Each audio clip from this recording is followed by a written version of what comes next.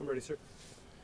I'm John Nanny, John, Major over the East Region Patrol Bureau with the Sheriff's Office. At approximately 12:16 a.m. tonight, one of our deputies attempted to stop a stolen vehicle. The vehicle fled at a high rate of speed. The pursuit lasted for approximately 40 to 45 seconds. The driver of the fleeing vehicle could not make the turn in the neighborhood here and struck a tree. The vehicle was occupied 6 times. Appears to be 14 to 15-year-old juveniles that were in the vehicle. 3 of them were pronounced deceased on the scene. 3 of them were transported to local hospitals. Apparently, they appeared like they're in stable condition and will survive. That's. Do you have descriptors on the participant actors? They appears to be juvenile Hispanic males. Right now, we don't have any identification on them right now, and obviously we'd wait until the family's been notified before we release any names or anything. So. Is this considered an in-custody death? Yes, we treat it as an in-custody death because we were in pursuit. So yes, it is an in-custody death.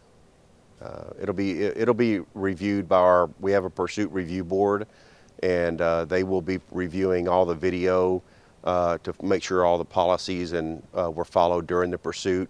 Our internal affairs division, they are on scene as well, and they will be doing an investigation as well for any policy violations if any are found.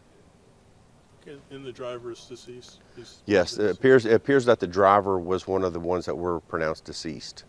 Okay. And this was a flock hit on a license plate? Yes, it was a flock hit in which the vehicle was reported stolen, and as soon as the deputy attempted to pull them over, they turned the overhead lights on. They fled immediately, got up to approximately 90-something miles per hour, and like I said, the pursuit only lasted about 45 seconds. Okay. And were they ejected from the vehicle?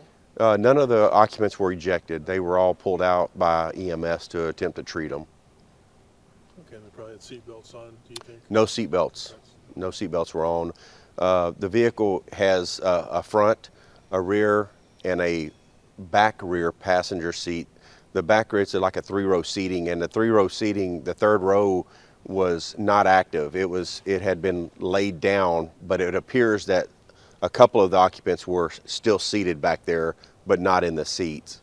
So they were not secured as well. I understand the deputies attempted to render aid and may have deployed a fire extinguisher during the rescue efforts after the fact. Can you talk about any of that? I'm not aware of. Did they? Yes. Yeah. They attempted CPR on 2. Okay. So they apparently, yeah, they rendered some first aid and attempted to revive them that was unsuccessful. So. And there were at least radio traffic indicated that there might have been burglary tools and that the suspects were all masked up and were gloved up. Is there any information on any of that? There was some masks recovered at the scene. They did have some screwdrivers and hammers in their possession. At this point, it's all preliminary, so we don't really know exactly what they were out doing. We do have investigators that are at the hospital that will be interviewing the survivors, and we'll follow up in that capacity.